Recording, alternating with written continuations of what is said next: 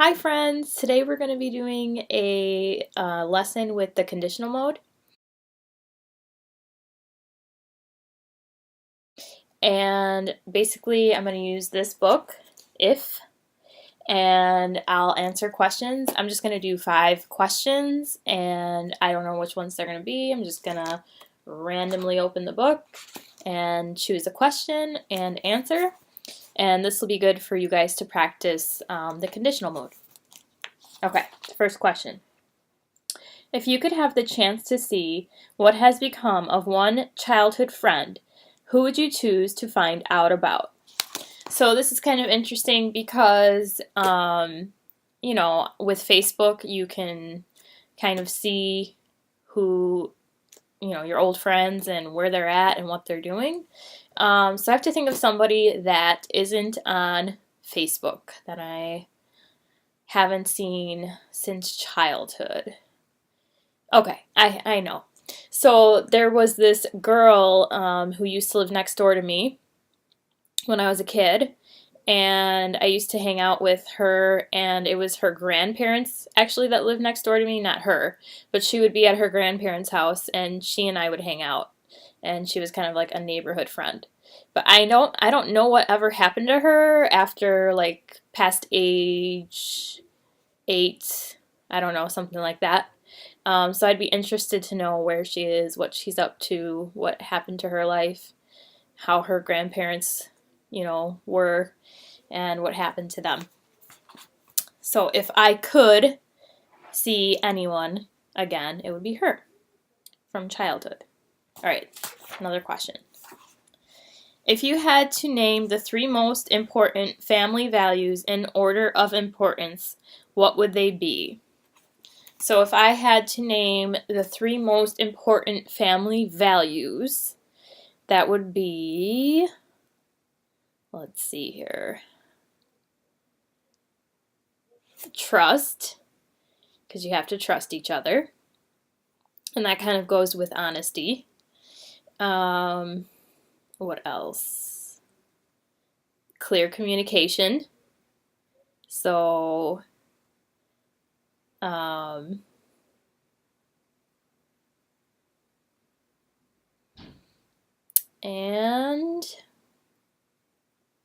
respect.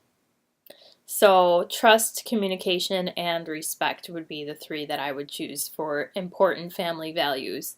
And that kind of just goes for any relationship, really. Those are kind of like things at the foundation of any good relationship, because you have to be able to communicate clearly to understand what each other is thinking.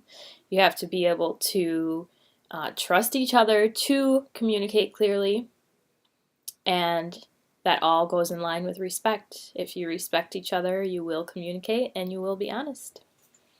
All right, third question, what will it be? All right, if you had to pick one foreign language that students would be required to learn in school, what would it be? So, in the United States, Spanish is a very important language because we are so close to Mexico, and we also have Puerto Rico. So it's like we have that communication with a lot of different Latin American countries, so Spanish is really important. And we have a very large Hispanic population, so I would probably say Spanish.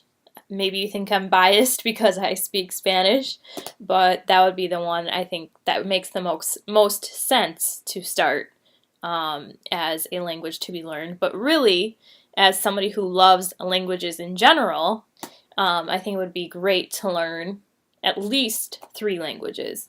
And the others that I would think of to choose would be Chinese, Mandarin, or Arabic, because those are also very important in our world today for communicating globally.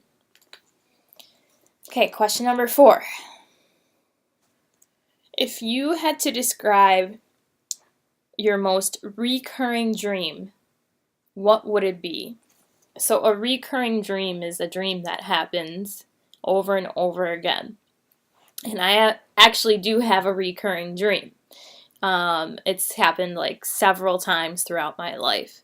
and it is always to do with tornadoes. It's not exactly the same, but a tornado always comes and I am running from it. And I can see it coming in the distance and I have to escape it. So that is my most recurring dream. Okay. If you were to pick one thing that always makes you smile, what would it be? The first thing that comes to my mind is when somebody else smiles at me. But I typically smile a lot anyway. And so a lot of things make me smile and giggle. So it's not like I'm the kind of person that it's hard to smile, but if I had to choose what makes me smile, the first thing that comes to my mind, somebody else smiling, which makes sense. But if there's something else that always makes me smile, like, okay, another thing that always makes me smile is a good memory. Just thinking of something that happened that makes me happy. So anyway, those are good questions for the conditional. If you could, if you had, if you were.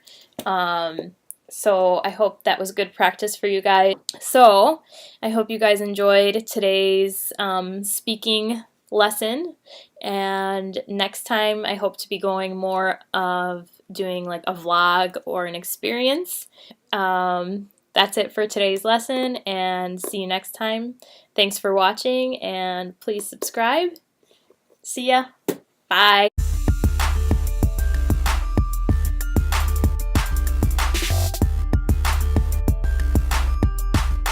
And we are going to, and then I am going to, okay, I just read like one page and I didn't like any of it.